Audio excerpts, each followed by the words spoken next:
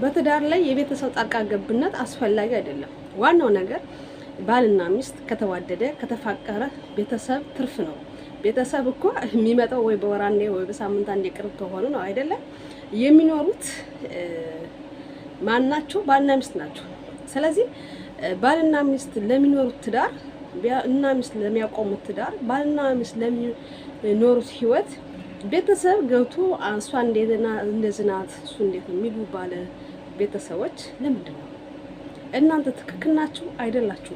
ምክንያቱም ከዚህ ጋር ትዳር እስከሆነ ድረስ ትዳር ደግሞ በሁለት ተቃራኒ ጾታ የሚመሰረት እንጂ ማንኛውም ሰው እየመጣ የሚፈተፍትበት ማህበር አይደለም አይደል? ማህበር ራሱ የራሱ የሆነ እንትን አለው፣ የሰው ልክ አለው አይደለ? ስለዚህ ማንም እየገባ የሚፈተፍትበት ነገር ግን አይገባውም። ስለዚህ በትዳራችሁ በህይወታችሁ ቤተሰብ ጣልቃ ባይገባ ጓደኛ ጣልቃ ባይገባ ሁሉ ነገር ልክ ስላለው ማለት ነው። የቤተሰብ ልክ አለው፣ የጓደኛም ልክ አለው። ቤተሰብ ሲመጣ እንደ ቤተሰብ እንደ ቤተ ዘመድ መቀበል ትችላላችሁ። ከዛ ውጭ ግን ትዳራችሁን የሚነካ ነገር ህይወታችሁን የሚመጠብጥ ነገር ባታደርጉ ነው የምላችሁ። ለምን መሰላችሁ? ሰው ሲገባ አንዱን ያደንቃል፣ አንዱን ያጥለሻልሻል። ለምሳሌ እኮ አሁን የምታውቁት ነገር ጅጅክያ እድሜ ዘላለም ማለት ነው። እሷ የልጇን ባል ይናቋሸሽ ነው እንደዚህ ነው ብዙ ነገር ታወራለች። ግን እነሱ ሁለታቸው ይዋደዳሉ። እሷ ምንም ብትል ሊፋቱላት ሊለያዩላት አይችልም። ጨራሻውን የሁለት ልጆች እናት አባት ሆነዋል። ስለዚህ እሷ ግን ታወራለች የሚልኳል። በእርግጥ እኔ የሚመስለኝ ለገንዘብ ነው። እናንተስ?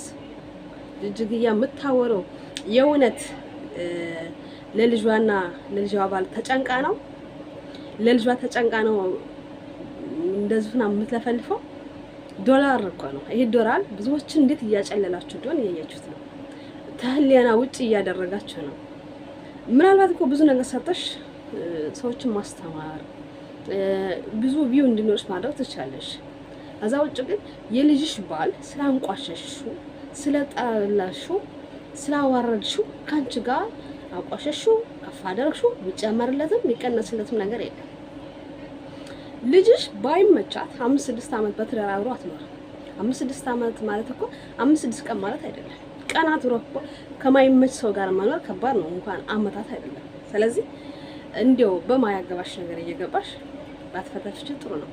ከዛ ውጭ ግን ማንኛውም ሰው ማንም ሁኑ በትዳር ላይ ቤተሰብ ጣልቃ ባይገባባችሁ ጥሩ ነው። የጓደኛ ጣልቃ ባይገባባችሁ ጥሩ ነው። እናንተ ሁለታችሁ ተነጋግራችሁ ነገሮችን መሄድ ባለባችሁ መንገድ ብትሰዷቸው ነው ማለት እንደ ታናሸታችሁ።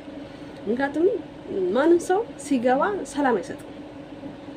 አንዱን ያደንቃል፣ አንዱን ደግሞ ዝቅ ያደርጋል። አንዱን ከፍ አንዱን ዝቅ የሚያደርጉት ነገር አላችሁ።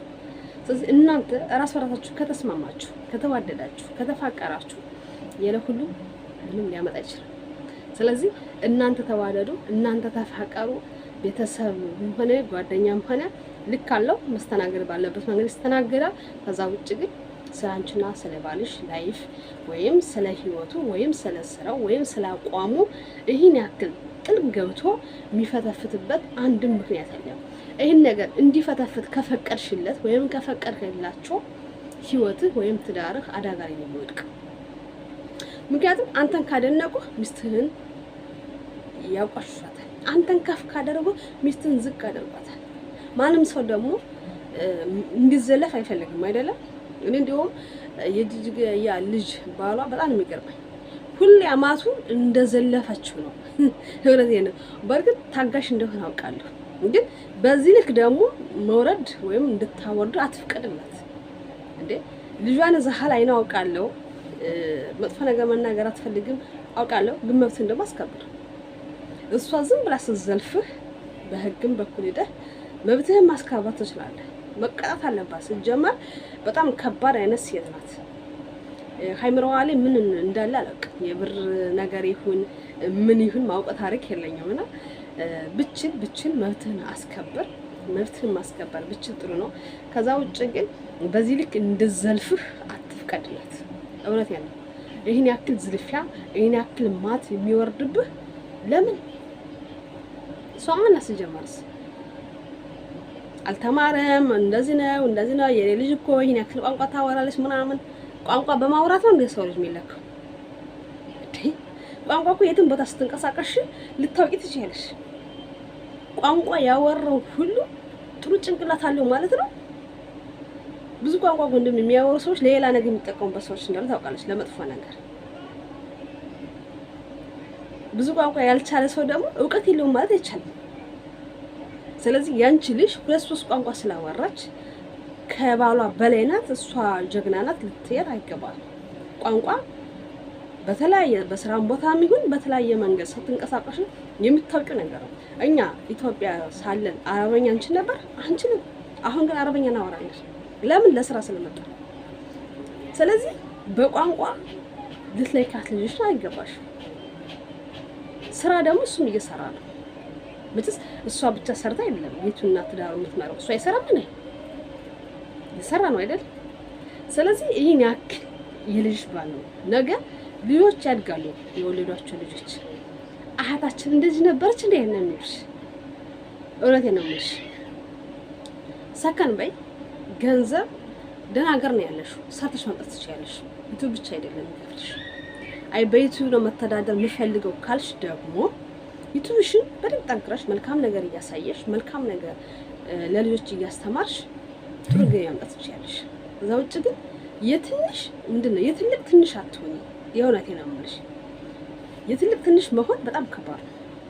በማያገባሽ ነገር እየገባሽ እነሱ በትዳራቸው በህይወታቸው በፍቅራቸው ደስተኛ ሆኖ ፍቅራቸውን እያጣጣሙ አንቺ ቀንተሽ ነው እናቴ ማግባት ግን ትችያለሽ፣ ሞትሽ ነው።